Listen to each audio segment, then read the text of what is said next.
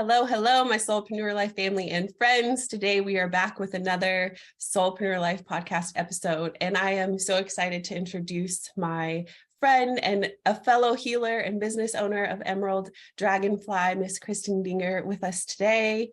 And she's going to share so much value and so much insight and perspective from both her professional and personal experience. So I'm really excited to welcome you here today and to invite you in to listen. And if you guys have any questions or want to connect, we'll have all of that information in the description and of course at the end of the podcast.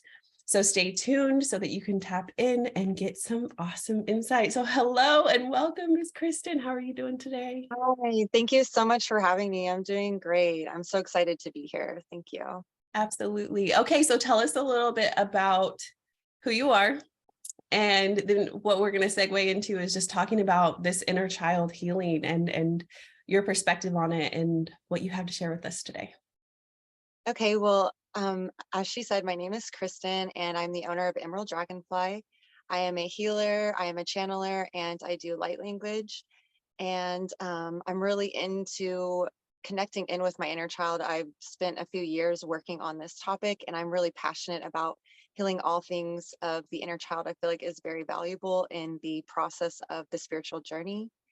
I currently have a Facebook and a business page that you can connect with me on, and I do healing, channeled healings, light language, and coming soon, I'm going to be doing an energy healing apothecary. So I'm really excited to be bringing that. My website is almost finished, so that will be updated soon. So I'm really excited to be providing different services. That's beautiful. And I'm so excited. Congratulations on your website that's coming up. We'll make sure to get everything updated after this post once your website is up and running too. So let's see. I know that there are so many ways to tackle this subject, and I feel like some of it is I mean, we see it everywhere on social media nowadays, depending on what your news feed looks like, right?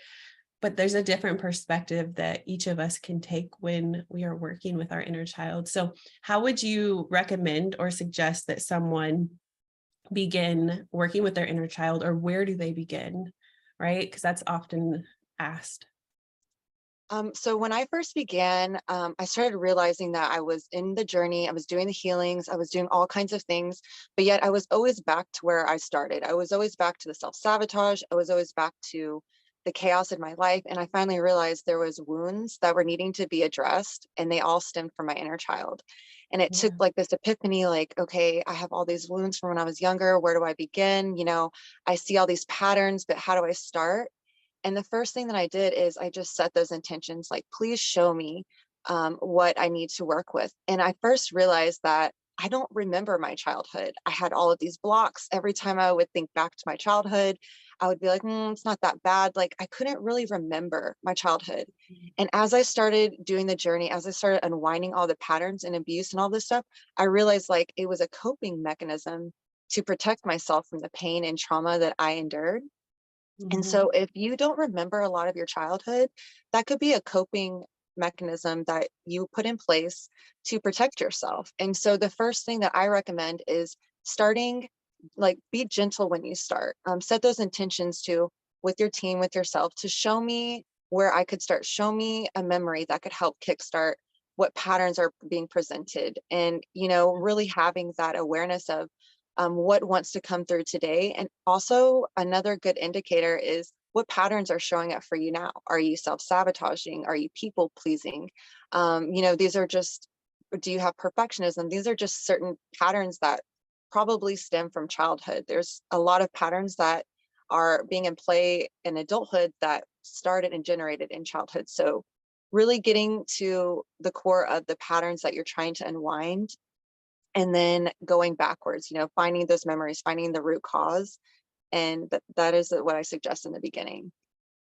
I think that that's really beautiful. And what you've shared, what I'm hearing and how it's making my brain go all of these other directions, right? Is when you are healing your inner child, it's generational too, Right. And I got chills as I said that, but it's generational too. So that's why it's so important to understand, like, it is beautiful to have a community around us and a support system around us outside, but it's really us who does the work, right? Like, we do the work, we heal ourselves. There's no one who can heal us for us. We go to healers who help guide us. We go to healers who help activate certain things within us or to change our perspective. And I love that. And, something that one of my beautiful clients shared like a few years back now, is that she always thought like inner child healing was like infant them, right? But when we started exploring it together, it was like 30-year-old him, right? Like his inner child was 30. And so we have to remember that our soul is timeless, our spirit is timeless. And so as we continue to have all of these other experiences and we age, and when we do all of life as it comes up, our reflection back may not be what we are programmed to think, which is oftentimes, oh, your inner child is 5. Oh, your inner child is 15. Like for me, my inner child that I work with the most is my 15-year-old self, right? Do you find that there's a certain age bracket or kind of age range where you're doing the most work, or do you feel like it bounces around? For me, it bounces. I'll see me when I'm 3. I'll see me when I'm 15. I'll see me when I'm, 23. It's like different stages of what I'm healing, the pattern. I see how it affects me in different stages of my life and how it like compounded on. So a lot of them for me started when I was younger, which led to distortion that folded and folded and folded and, carried through college, carried through now. Like it all kind of like impacted on each belief and led to something new. And so I can see how it kind of is like a wave of a pattern that, started when I was young with an idea or distortion or a trauma. And then it led me to, have it differently when I was 15 and then hold it differently when I was 23 and, holding it differently now. And so when I unwind it, I see me at all different stages. So I think it's pretty cool. It is really cool, right? And you're also, I don't want listeners to think that you're only going to unravel trauma, because when there's aspects that you are not remembering, you're also going to uncover the good bits.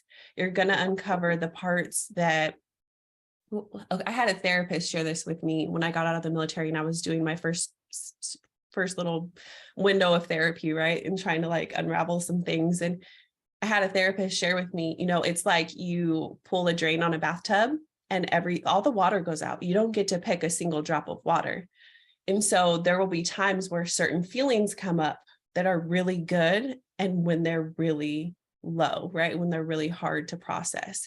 And so allowing yourself that space of understanding when you're working with your inner child has been really helpful for me personally as well, because sometimes some of the good things that I had forgotten or that I didn't realize, like my inner child was protecting a part of me and that's why I was self-sabotaging, or the way that my inner child at a certain age showed love and compassion and support and all of those things I didn't realize, right? Like you have these different epiphanies and moments that are really beautiful, and it's not always so heavy and like where you can't breathe almost, right? Because, when people are processing all of that weight and all of those things, it's this idea of, oh my gosh, I don't want to feel those things. I don't want to think those things, but it's more than just trauma processing, like an awareness shifting and all of that, but you're opening yourself up to good too.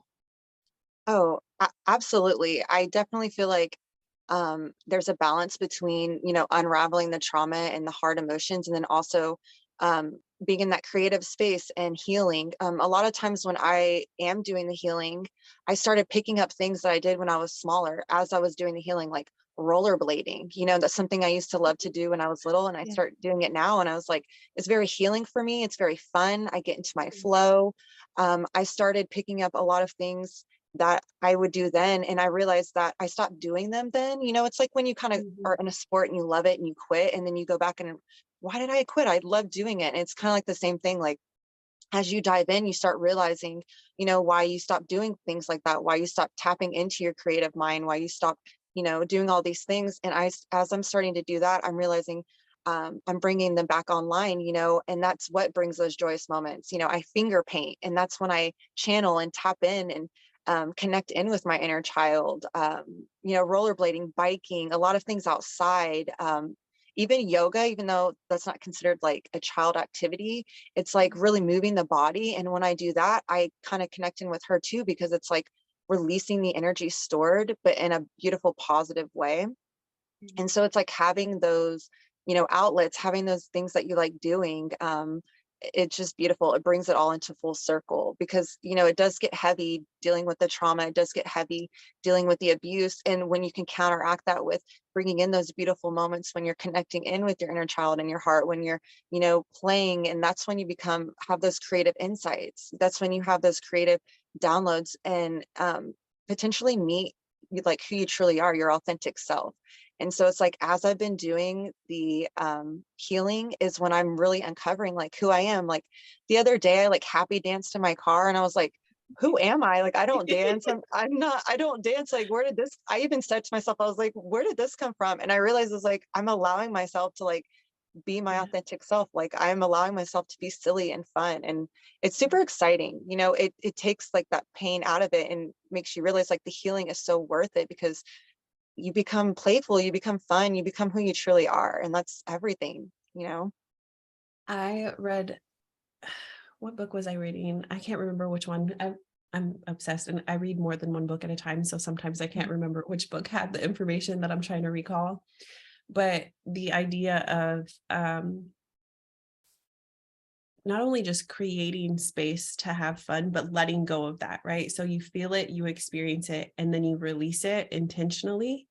Because a lot of times, I don't like this phrase, but I'm going to use it so that people can understand what I'm speaking about. But the victim mentality, I don't like that phrase for some reason. But some people, some personalities or personality traits will kind of cling on to that. And so it's like, I can't let go because I'm mad, I'm angry. And even though my logical mind tells me it makes sense to let go of this, my emotional body is angry and mad, and I am going to hold on to this and sabotage everything, even though it's only hurting me, because I want to prove a point, right? Like a child stomping their foot, like, I want this right now, almost, right? But when you let go, the transformation spills over into all areas of your life, which is why I love working with people and their subconscious mind and their mindset, because when you shift your awareness, it's not saying you have to let go of everything all at once, but it's becoming aware of where things are not feeling good. And perhaps you're feeling that way because a caregiver abused you, or perhaps you're feeling that way because a partner said something really ugly about your body or weight or something, right? They planted a seed. And your subconscious mind started looking for confirmation. So your subconscious mind was looking for confirmation that that was true or false. And instead of finding the other things, it started holding on tighter to this is true, this is true, this is true. So I have to protect myself. I have to put these walls up. I am not going to do this. I am not going to let it go. And then what do you give up? Because you're holding on to something that is so outdated. You give up your happiness, your smile, your joy, there was a point where I was terrified to have fun, because every single time I had fun, and this is after deployment and after like a whole bunch of lived experiences, right? It was like every time I had fun, it was met with a really deep resistance from my exterior world, right? Because my community around me in the physical world was not supportive in the way that my heart really wanted. And so it made me believe fun is not safe, right? Yeah. So for me, I went to therapy for that, and I did inner child work, and I did some other spiritual and energy healing and things of that nature to support the process, to support the journey, really, right? Because we're on a journey if you think about it. But I know that was kind of a longer tangent. It's just my heart, like everything you said, I know that someone's going to resonate with it. Do you have any No, yeah. input? Yeah, like honestly, what you said is me to a T. I In the beginning, I felt like a victim. I've dealt with so much dark stuff, and I felt like a victim, and I went through the self-sabotage. And that's something that I'm still unwinding because, my inner child is pissed. She's angry. I had to deal with all this suffering, this darkness, this trauma. And I am, and I was self-sabotaging. That's something that I'm still unwinding as an adult. And how you're saying is like, it carries on through your adult life. It's like, okay, you're angry, our inner child's angry, but at the end of the day, holding on to it when we're adult isn't serving us. It's not serving us to self-sabotage. It's not serving us to do all these things, like parts of me, I would like journal about her, and she's mad. She doesn't want to suffer for no reason, like that's kind of how I was feeling like, well, what do I do with all of this? And so to turn it around, it was like, okay, I've dealt with this, and how can I share it? How can I heal this? How can I make it into something? And so that gave me like a purpose. Like instead of sitting in that victim mentality, it's giving me a purpose to share my word, to help heal others from situations, to, really get my voice out there. And that helps my inner child. And that helps her not feel like the victim, because she's helping others. And a lot of us, we want to help others. We feel good when we're helping. And that's really big aspect for me, is like unwinding it and helping to heal while healing myself, heal others and myself.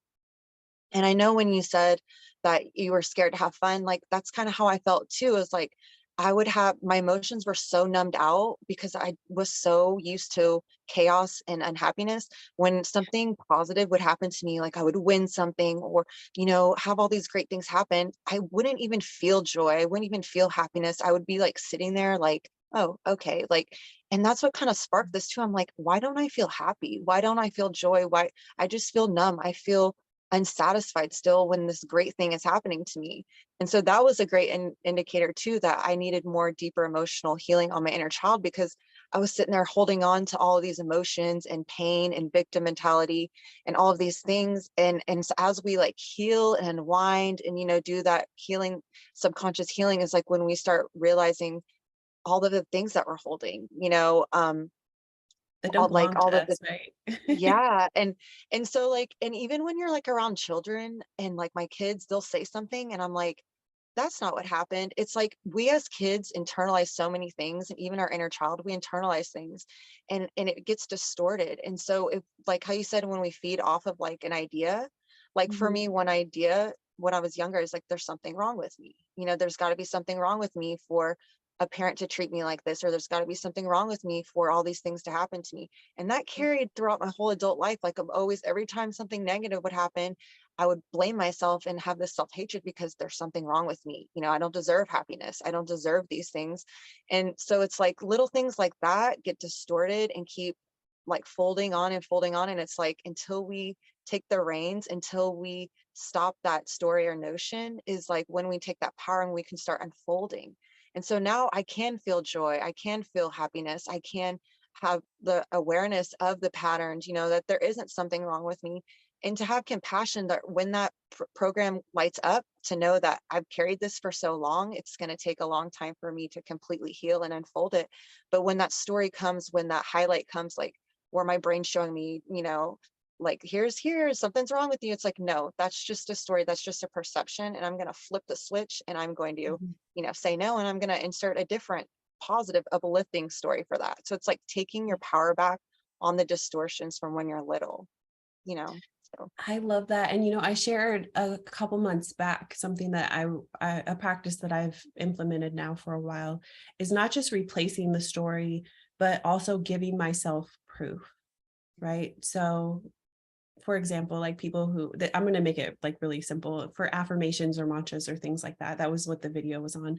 And sometimes I have people who are like, affirmations don't work for me. I don't feel them. Right. And that they're not ready for the bigger discussion about, well, why don't you feel it? And let's explore that.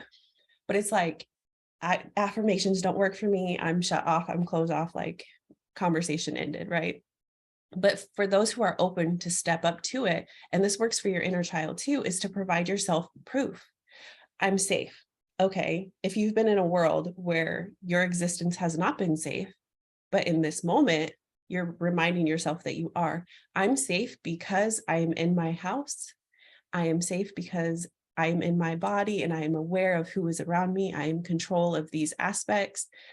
Or, what's another popular affirmation? Like, I am wealthy or I am rich. I think those are really popular, right? So something like wealth. Well, what does wealth mean to you? I'm wealthy because I'm able to raise my daughter. I'm wealthy because I have a home. When I remember living on the streets with my mom, I remember being taken away from her, right? We were sleeping under a tree, right? Yeah. Like, I am wealthy and rich in so many ways that are outside of just the energy of money, cash flow, right? Yes, everybody wants cash flow and money, but when you give yourself permission to look outside of what you think that means, or you look up the definition of a word even, and you say, okay, what in my life is proof of this affirmation or this mantra or this new story that I'm telling myself? Oh my gosh, so much energy shifts and changes around you. Yeah. That's Yeah. beautiful. And I have chills. I just got chills like sharing that, but I had the thought of incorporating, you had shared something about your inner child and including your inner child in your creations and in your business and in all of these other things. And I just think about, I redid my room probably a year and a half ago, 2 years ago now. And I did a lot of yellow just because when I was little, yellow was my favorite color. And I had this pair of yellow shorts that had like, they were like the old school jean shorts, but they had like the little ruffles at the bottom of it. They were like the nicest thing that I owned. Yeah, that's so cute. Like when we think about our childhood and we think of the happy times is when we can really connect. And I Yeah. love it. I used to paint, like I remember I used to paint my room, like the colors on the walls so many times. I had like pink, blue, green. I was constantly changing.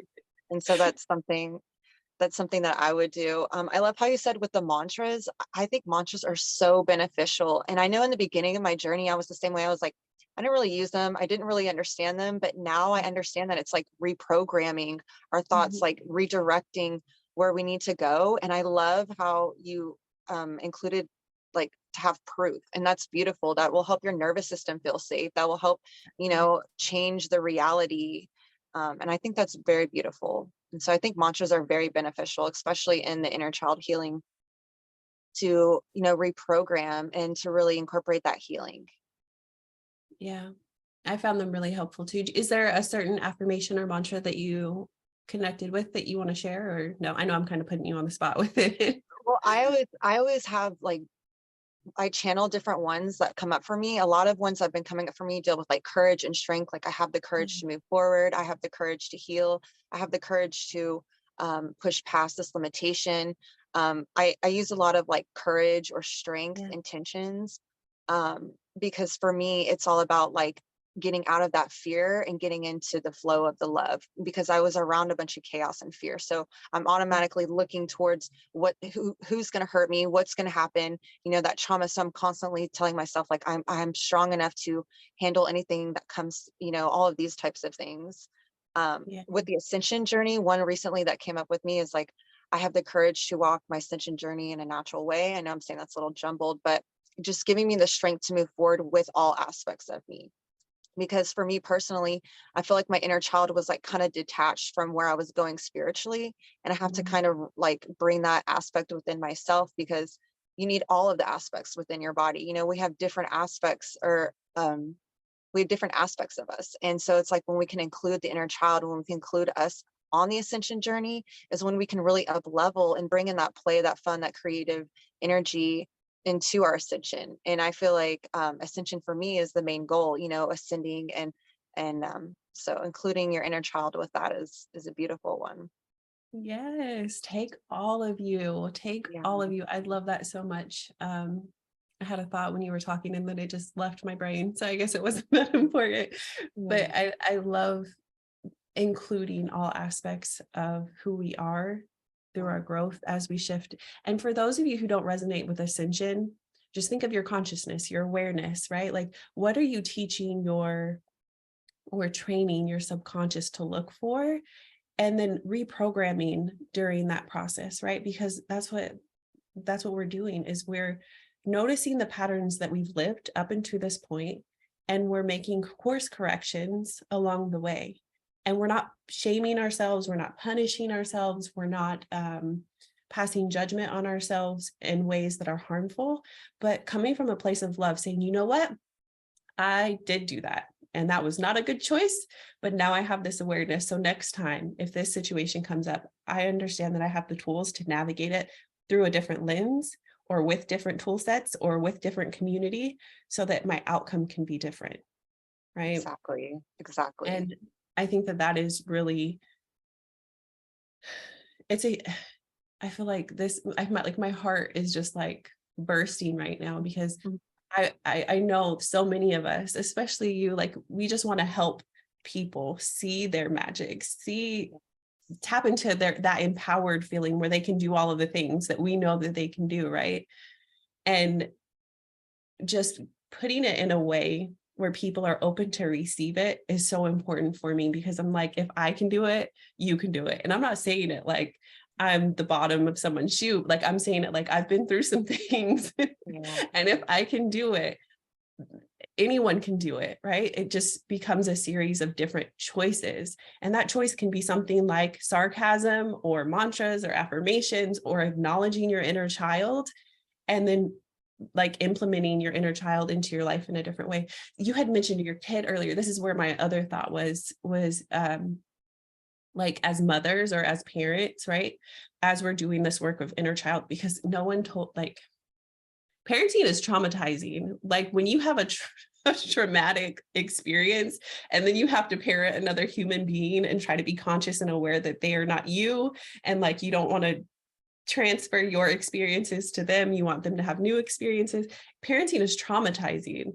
So I've incorporated my inner child when I play with my kid, like I play with my daughter, because you remember how I told you, like, I didn't feel safe to have fun for the longest time.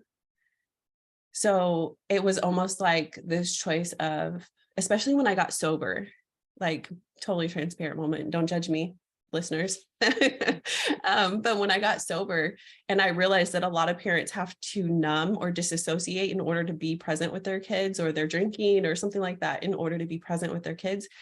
When I really had time to kind of reflect, I'm like, I did that because the adults around me did that. Like, they were always drinking. I remember serving my grandparents beverages with all of their friends when I was staying with them as a kid, or all of these other things. So it's like, as I'm playing with my daughter, I'm like, what did my inner child need? And what does she want to play and have fun? So we do some of the wildest things over here. And it's like my inner child lights up, and then that pours into my creativity, like you've mentioned, right? Yeah. One thing I know when parenting is they're like a mirror. So they will mirror back the patterns that you need to work on, that the wounds that you have, because it's generational, like you said. And one thing that I do know that pushes me on my own journey is to help heal the line with my children. And one way to really connect in with that is to play with your kids. I remember, like, it took me a few years ago, I was like, I don't really play with my children. I'm the caregiver, I do all of this, but I don't really play. Like, I don't really, play with the Legos. Like, I do for a second, and then I go wash the dishes or something. And now I give myself grace, and I play on the playground with them. We finger paint together. I play Legos with them. And I realized, like, playing Legos does help me connect to my inner child, because no one's telling me how to put these Legos together. I'm just doing it on my own, being creative. And those are like an awesome way to connect, is being playful. But also on the other side of that, yeah, your kids will reflect back at you what you are needing to work on. And like, that's why you always, I don't know if this is true for everyone, but I have one child that mirrors back to me more than the other one. And I know exactly what's coming up. I know the wounds and the things that I need to heal, because it is generational. A lot of us, our inner child, we were raised with people that were emotionally unavailable, or had their own wounds and patterns that get passed on to us. And so it's up to us to make those changes. It's up to us to dive into the patterns that are showing up, so we don't have to carry them to the future, so our children don't have to suffer like we did. And I feel like a lot of us on the journey, that is a major aspect of is healing, so our children don't have to carry it. And if we see it in our children, because I see some of the things in my own children, that I work on unwinding it and help them heal it, so they have the tools, so they can be aware, so they don't have to carry it through their whole lives, and then do their own healing later on, whenever we can kind of help guide them. So I think that's a blessing when we see things within ourselves or patterns and in our children, because we can help navigate and do it. And I love how you said to be compassionate, like it's like more about being compassionate of like ourselves, because you're doing the work, we're conscious of the patterns, we're aware of the patterns. And so to be really like compassionate with yourself, because once you're aware and you're willing to do the work, is like, that's awesome. You're unwinding these things from 10 generations back, and it's like sometimes they could be challenging. And so to have a lot of love for yourself because you are taking the initiative, you are at least becoming aware, you're taking the steps, and that is awesome. And so just congratulate yourself when things get tough, when you start seeing the patterns within your kids or yourself and you get frustrated. It's like, just congratulate yourselves for being aware so you can unwind it, so you can have the choice, make the choice differently this time. One thing for me, and I'm kind of going on a little tangent, is like being really forgiving for myself, because in the beginning when I had kids, I wasn't conscious, I wasn't aware. And so I have to forgive myself for the things that I did in the past with my children. And then now that I'm aware, I'm going to choose different. I'm going to use the tools that I have now. And then I know that today I'm going to choose different, but in a year from now, I'll choose even better, because I'm consciously working towards always unraveling and bettering myself. And so I think that just has such a huge impact on all people around us too, and our children and ourselves, as we're choosing to do a different reality than we were before. And so that's the best part of it, is just having a lot of compassion for yourself because you're choosing a different reality. I agree. You just made my eyes water a little bit. I'm over here trying to hold it together, because yes, that is so, it is really true. And I know before we started recording our podcast, I made a joke about my Virgo moon and the perfectionism, right? And that carries over. So as we heal and we become aware, it's not always saying like, I'm never going to judge myself for being imperfect, but it's saying like, when I do, I'm going to catch myself and have that compassion, have that grace, and try again. And, what I try to teach, this may seem like it's off a little bit, like off in left field, but like for people who follow human design or people who follow astrology and things like that, I was always told like, don't do that, that's the devil. But it really is like, it explains so much when you take time to explore yourself and explore different tools and modalities, right? And when I look at my daughter, her chart, where she falls in my chart, my Chiron, things like that, like everything just makes sense.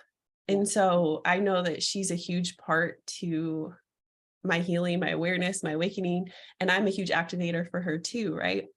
And so the way that we both bump heads when we bump heads, but the way that we love each other when we love each other, it's just created so divinely. Like it's beautiful. And like the people that I'm stuttering on my words because I have so many like thoughts and feelings and emotions. But, since my daughter was really young, she's always said that she's picked me to be her mom.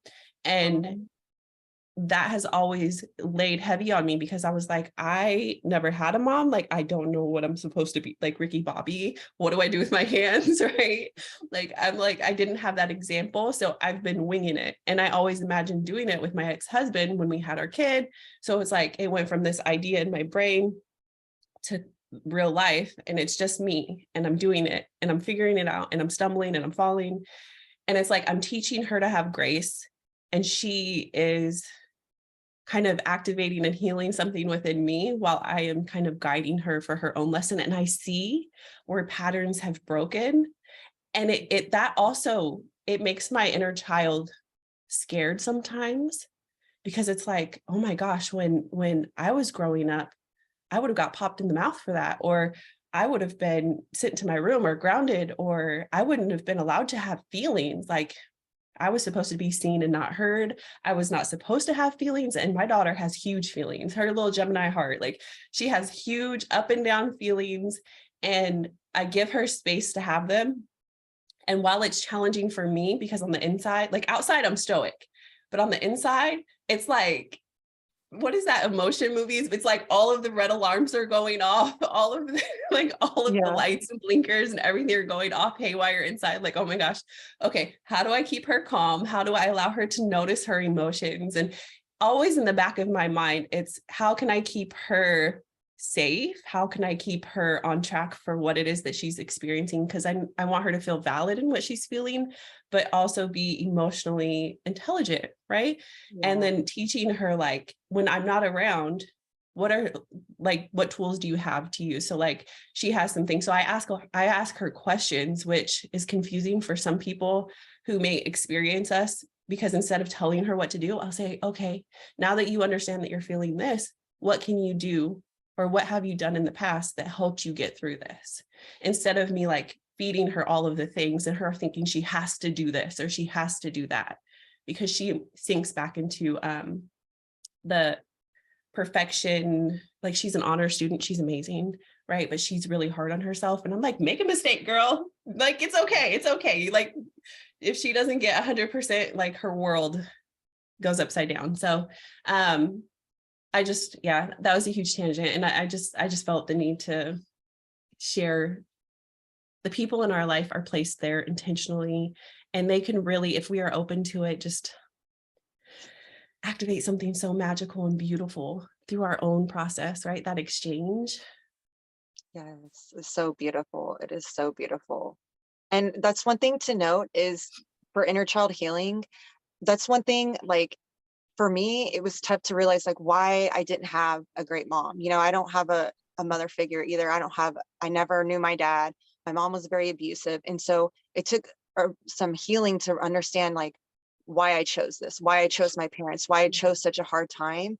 And then when I see my children and I'm being the mom for them, it's always like a friendly reminder, like, look at me as a mother. I completely distance myself from what that was and look at me as a mom. I'm doing completely different as what I was raised with. And so I try to take that lesson and is like, that was just a lesson on what not to do. And I think a lot of Yeah. people understand that because, when I'm in that victim mentality of the inner child of the things that I suffered, I get so angry, like, why did I choose this, and get in the comparison mode. But then I have my sons here helping heal me as well, like you're saying, to reflect back at me, like, well, I'm doing things different now. I'm raising conscious, aware children. I'm breaking the patterns. I'm doing these things too. And so it's a beautiful cycle, but can be some painful for some. And it was painful for me. It was like painful for you when you're talking about your mother. And we can really relate on that because I feel that sometimes too. I'm like, I don't have anything to compare it to. I'm just trying my best here. I don't have a support, like in a physical supportive family around. So it's like really unwinding those patterns and knowing that as we're healing our inner child, we are helping our children, and to see how beautiful our children are, to see how great they're doing. The generation now, they're very open with emotions. And I think that's beautiful.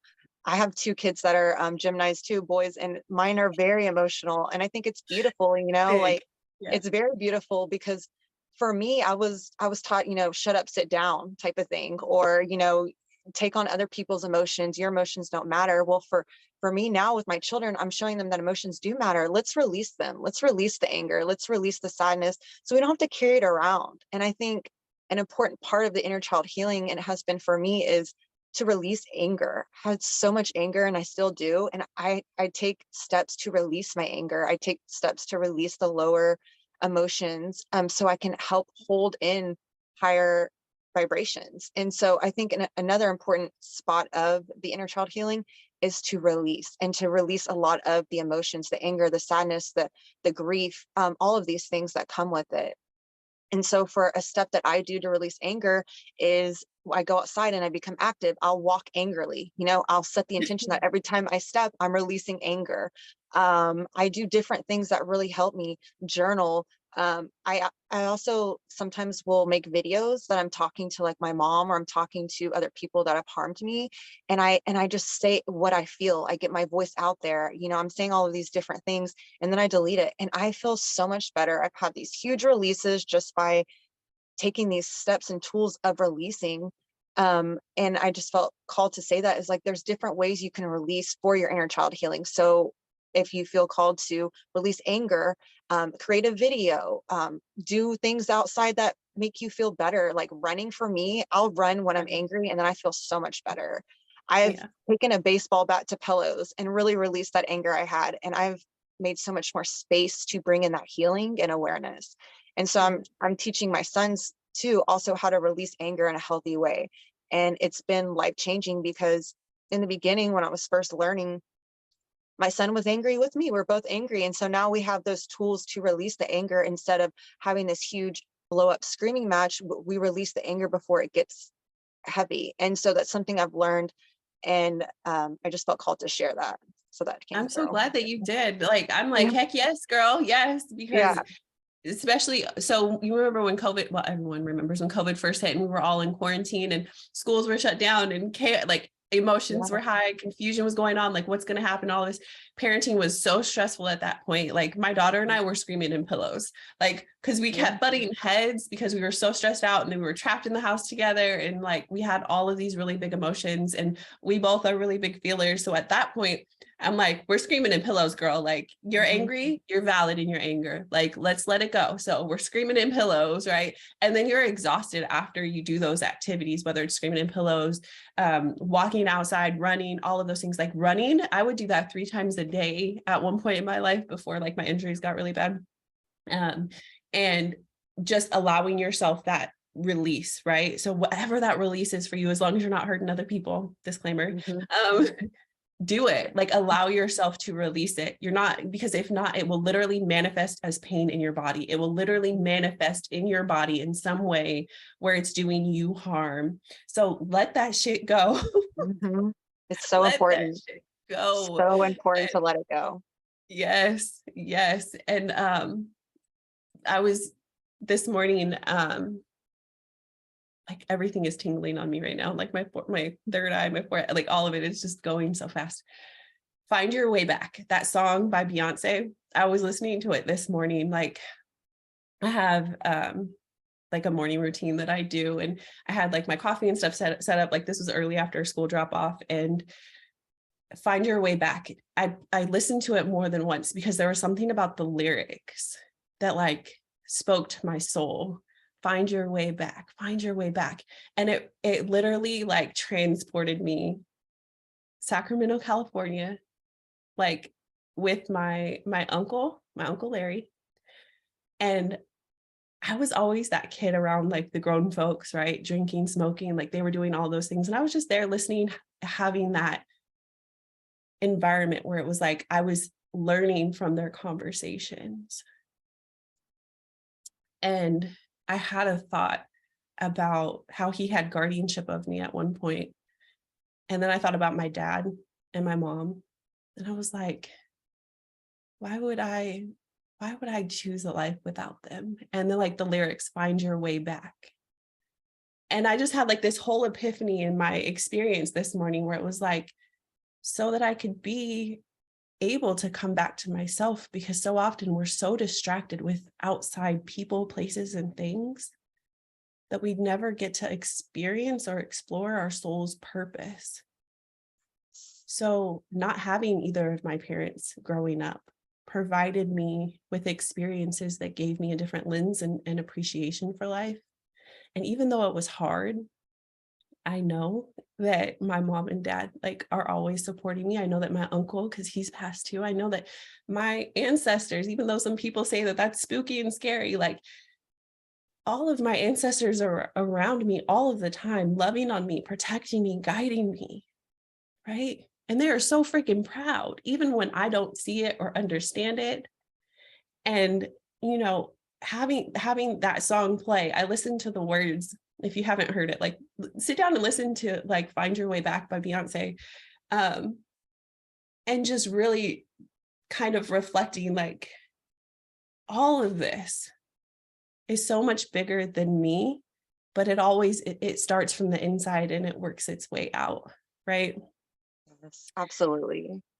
And I have chills, and I'm getting emotional, and I don't, but I just want to, before we end our conversation, I just wanted to share that because if we can help one person who is tapping into inner child work, healing, shifting their awareness, like, this is it. Like, if this is the opportunity where we have someone's ear, someone's attention, I don't want to do the disservice of not sharing it because it's personal or because it may make me look silly or whatever it is. Like, our journeys are unique for a reason.